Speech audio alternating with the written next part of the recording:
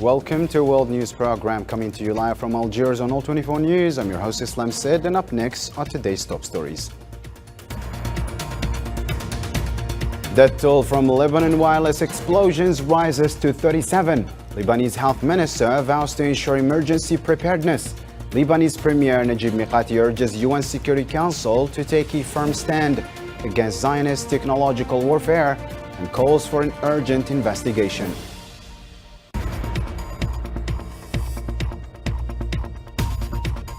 Seven martyrs in Zionist strikes on Gaza City and Jabalia camp. Occupation forces target civil defense medics and displaced families in southern Gaza, causing casualties.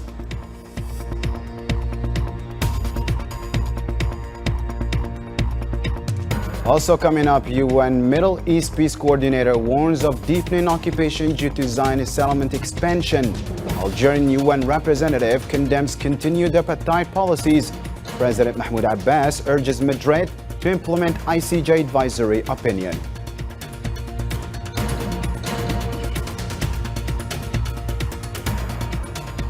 And US President Joe Biden congratulates Algerian President Abdelmadjid Tebboune on re-election. Biden praises achievements in US-Algeria relations and seeks to deepen trade and investment ties.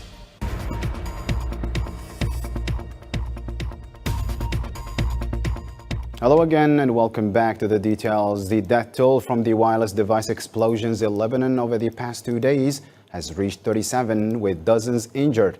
Health Minister Firas Al-Abyad announced 25 deaths and 608 injuries from Wednesday's blasts, 61 of them in critical condition. The Ministry of Health has announced that the death toll from yesterday's attacks has risen to 25 martyrs, up from the previously reported 20. As for the injured, the total number has reached 608 according to the latest updates. Lebanese Health Minister Firas Al-Abyad emphasized efforts to boost healthcare sector's readiness to ensure the safety of Lebanese citizens amid the ongoing aggression affecting the country. The wave of aggression being carried out by the Israeli enemy requires us to remain at the highest level of readiness. I assure our people and community that all of us in the sector are fully prepared, and we will put all our efforts into achieving the right outcomes that we seek. Dr. Ahmed As-Samadi, director of Saida Governmental Hospital, reported that the hospital has so far received 28 individuals from various parts of Lebanon who were injured in the wireless communication devices explosion.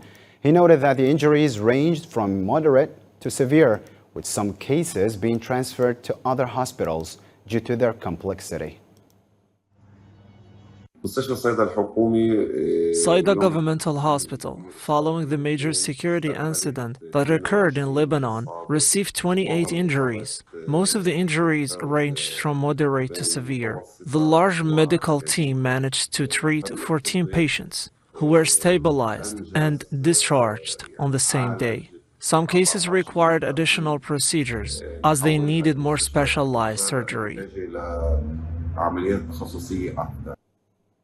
Lebanese caretaker Prime Minister Najib Mikati urged the UN Security Council and the United Nations to take firm action against occupying Israel's aggression and technological warfare.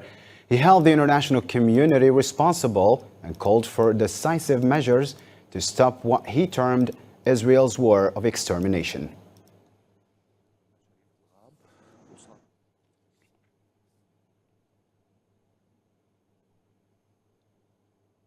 UN expert Francesca Albanese criticized Western support for the Zionist entity, linking it to genocide and condemning its backing. In response, Human Rights Watch demanded an urgent investigation into the Lebanon explosions, which they cited as severe violations of wartime laws and threats to civilians. Supporting this call, UN High Representative Joseph Borrell condemned the cyber attack and endorsed the UN's investigation. Meanwhile, Beijing warned that these cyber attacks could escalate regional tensions and emphasized its opposition to threats against Lebanon's sovereignty. Additionally, Russia called for an investigation into the Zionist occupation actions, warning of a potential global escalation of terrorism. Hezbollah Secretary General Hassan Nasrallah stated that the resistance has suffered an unprecedented security and humanitarian blow due to the pager's explosions, but affirmed that the incident will not defeat the party. In a televised address, Nasrallah challenged Netanyahu and Gallant, asserting that the only way to return settlers to northern areas is to end the war on Gaza Strip. لا شك أننا تعرضنا لضربة كبيرة. We have faced unprecedented security and humanitarian strikes in the history of the resistance in Lebanon. At the very least, we have said it clearly to the government, army, and the Zionist entity. You will not be able to return the northern settlers to the north. You will not be able to bring the occupying settlers back to the colonies in the north. We say to the enemy's government, army, and society that the Lebanese front will not cease until the aggression on Gaza ends. Hezbollah announced that it attacked Zionist sites Ramia and Hanita in northern occupied Palestine, claiming or reporting direct hits on soldiers. They reported artillery strikes on the Zaret base and Ramia site, as well as the Hanita location. Earlier, Hezbollah also launched drones at northern Zionist military positions, reporting precise hits.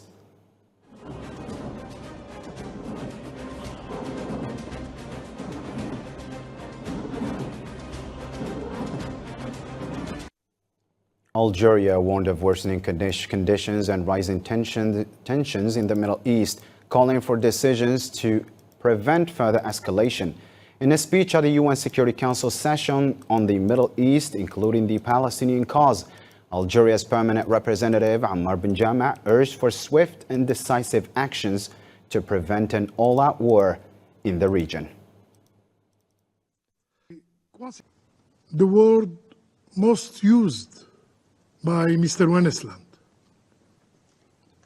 was killing, killed, kills.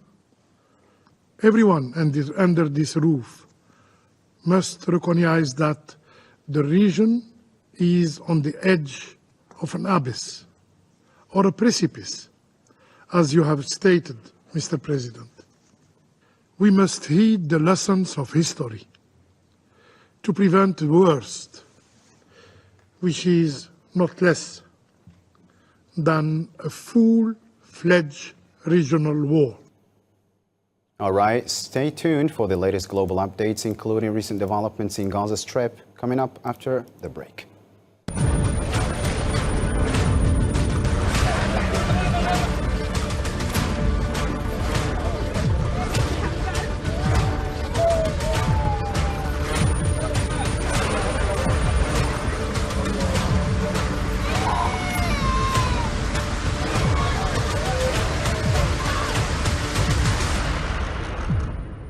Zionist airstrikes on northern Gaza killed at least 7 Palestinians and injured others. 5 Palestinians were killed when occupation aircraft targeted a home on the Talatini Street in Sabra neighborhood, south of Gaza City. Additionally, 2 Palestinians were killed and others injured in an attack on the Shaheen family's home near a Shorbaji mosque in Jabalia camp, with the injured being taken to Kamal Adwan Hospital.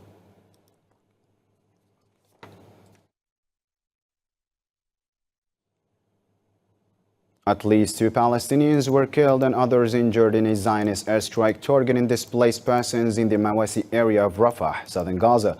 The Palestinian medical sources reported that the people killed were among those affected by intensive gunfire from occupation forces directed at the refugee tents. 3 wounded individuals were taken to the Red Crescent Hospital west of Rafah.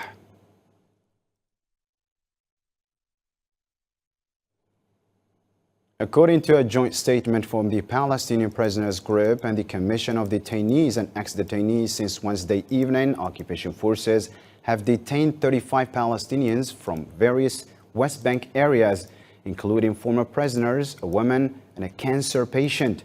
Arrests were primarily in Qalqaliya, with additional detentions in Ramallah, بيت لحم، جنين نابلس and القدس.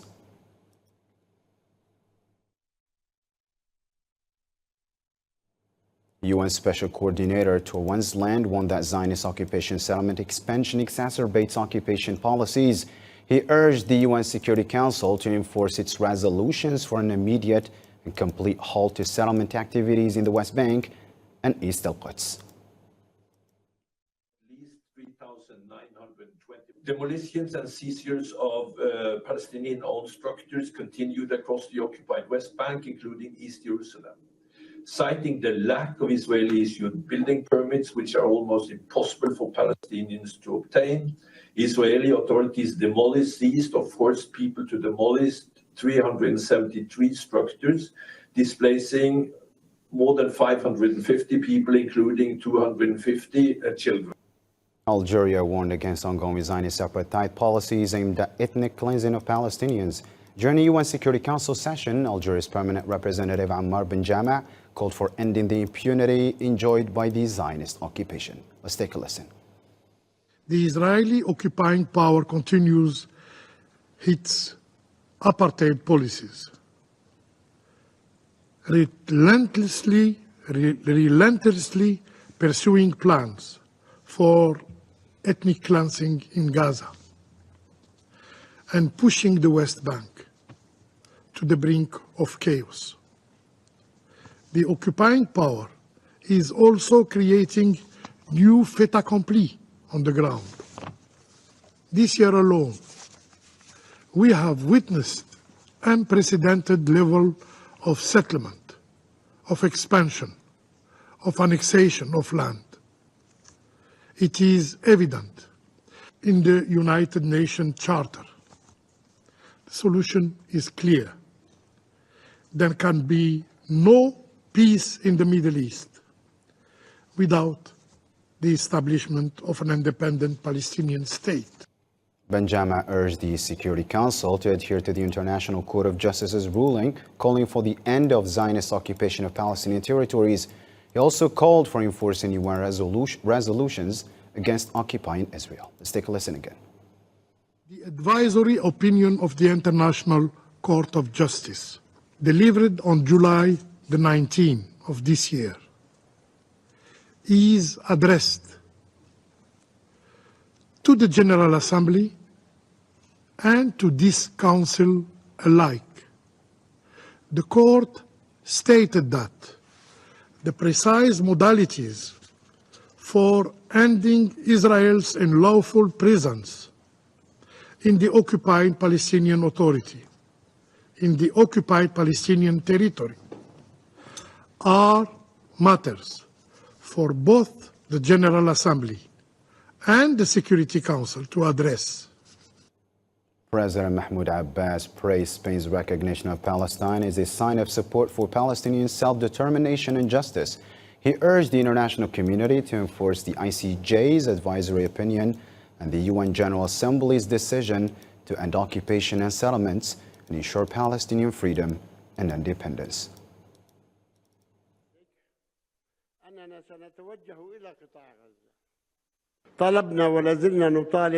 We have called and we are still calling for the holding of an international peace conference, as emphasized by the advisory opinion of the International Court of Justice, and we will be glad if it is held in Madrid.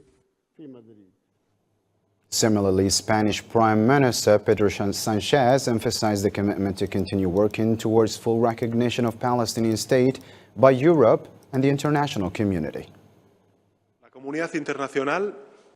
The international community and Europe cannot stay idle before the suffering of thousands and thousands of innocent people, women and children. Ultimately, we cannot coexist with death. We cannot normalize violence. Today, the risk of an escalation has dangerously increased. President Abbas and I talked about it. Regarding Lebanon, we have to make yet another firm call for containment, de-escalation, and the peaceful coexistence between countries. Spain recognized the Palestinian state on May 28 because Palestine does exist and has the right to have its own state. In a related matter, the Palestinian cause has recently gained diplomatic momentum, with most UN General Assembly members recognizing their right to a Palestinian state on occupied territories and supporting a resolution to end the occupation within 12 months. Salman Sib has the full story. For the first time in history, a resolution supporting the end of the Zionist occupation of the Palestinian lands has been submitted and passed with an overwhelming majority by the United Nations General Assembly. This resolution provides for an end to the Zionist occupation of Palestinian territories within 1 year in accordance with the ruling of the International Court of Justice. The resolution was met with the widespread approval, reflecting the will of the majority of the United Nations General Assembly's member states to end the suffering of the Palestinian people. 124 member states of the United Nations General Assembly supported the resolution demanding the withdrawal of all Zionist forces from the occupied Palestinian territories and an end to illegal policies. This includes an immediate halt to settlement activities, the evacuation of settlers, the return of lands seized since 1967, and the right of return for Palestinians in diaspora, supporting their request for an independent and sovereign Palestinian state. In the same vein, the permanent representative of Algeria to the United Nations, Ammar Benjama, called on the Security Council to adhere to the ruling of the International Court of Justice, which calls for the end of the occupation of Palestinian territories, urging the enforcement of United Nations resolutions against the Zionist entity. The advisory opinion of the International Court of Justice, delivered on July the 19th of this year, is addressed to the General Assembly and to this Council alike. The Court stated that the precise modalities for ending Israel's unlawful presence in the occupied Palestinian Authority, in the occupied Palestinian territory, are matters for both the General Assembly and the Security Council. Meanwhile, pressure is increasing on the Zionist entity, particularly following the International Criminal Court's issuance of arrest warrants against Prime Minister Benjamin Netanyahu and Defense Minister Yoav Gallant on charges of genocide. At the same time, when the European Union has imposed sanctions on extremist Zionist ministers.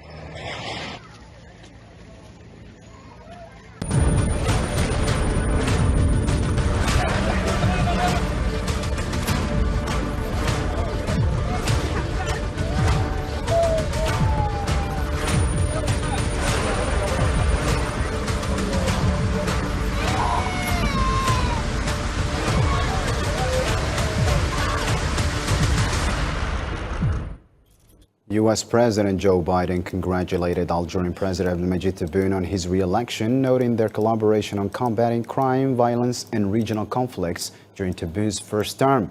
Biden expressed hopes to enhance trade and investment relations, improving exchanges between their peoples, and advance human rights.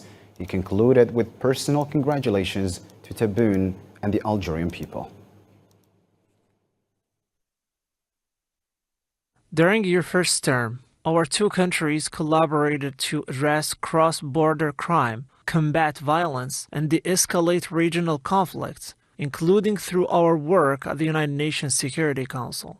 As you enter your second term, I look forward to deepening our relations in trade and investment, strengthening the tie between our peoples. Indian Prime Minister Narendra Modi congratulated Algerian President Abdelmadjid Tebboune on his re-election, emphasizing India's commitment to deepening cooperation with Algeria for mutual benefit. Modi also highlighted the strong traditional friendship between the two countries, built on mutual trust, sincere will, and shared perspectives on regional and global issues. Ugandan President Yoweri Museveni congratulated Algerian President Abdelmadjid Tebboune on his re-election, noting it is a sign of the Algerian people's trust. He expressed eagerness to work with Tebboune to expand cooperation between Algeria and Uganda and to support Algeria's growing international role, reaffirming Uganda's commitment to their historic relationship.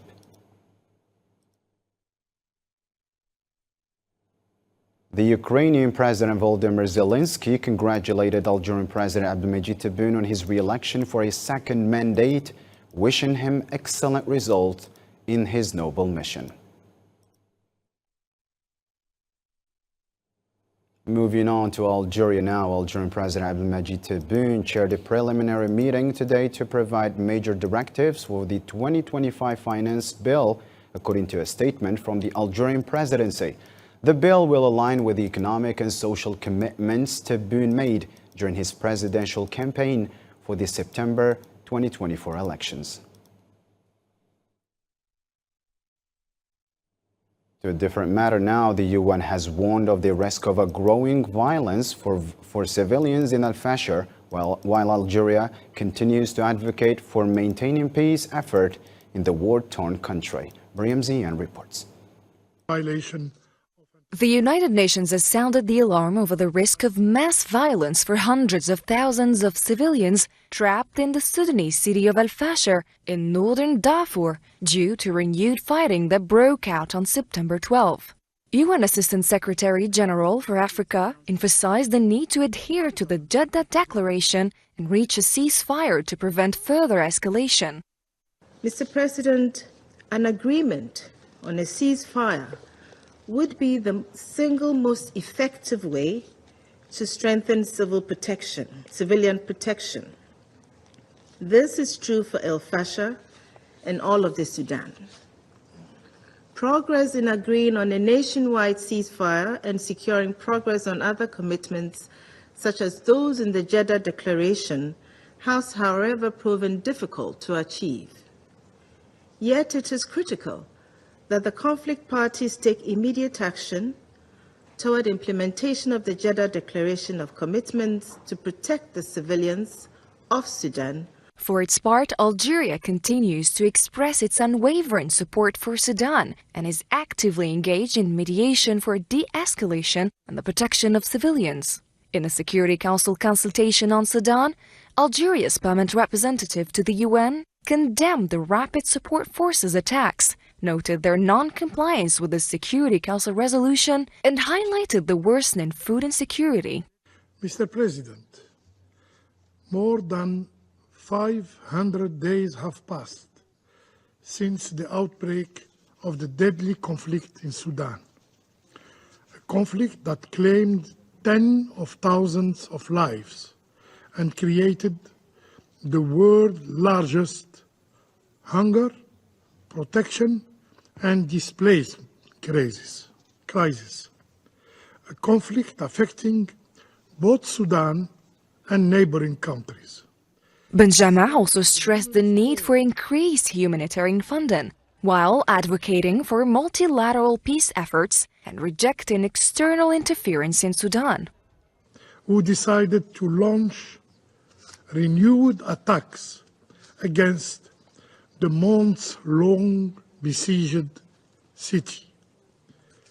The A3+ reiterate the provision of the recently adopted Resolution 2736 that called on the RSF to halt their siege on Al-Fashir, a call flagrantly ignored in a time of renewed hope for the improvement of the humanitarian situation, in particular following the decision by the Sudanese government to reopen the Adri border crossing. Despite all efforts, an end to hostilities hasn't been achieved yet. On the contrary, the conflict is still raging and is still causing massive suffering among civilians, mounting security concerns in the region, creating a significant refugee crisis, and exacerbating economic instability. To Russia-Ukraine file now, the Russian Ministry of Defense announced on Thursday that its air defense systems had destroyed several drones over its territory coming from Ukraine. The ministry reported that Russian forces had downed 5 Ukrainian drones over Kursk and Belgorod regions since Wednesday night.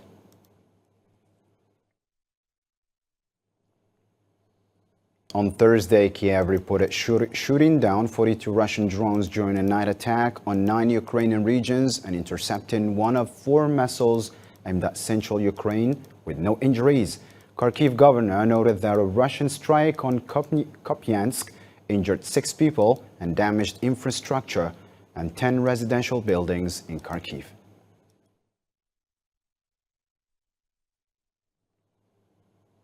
That's the end of our news program for tonight, dear viewers. Thank you for watching, and bye for now.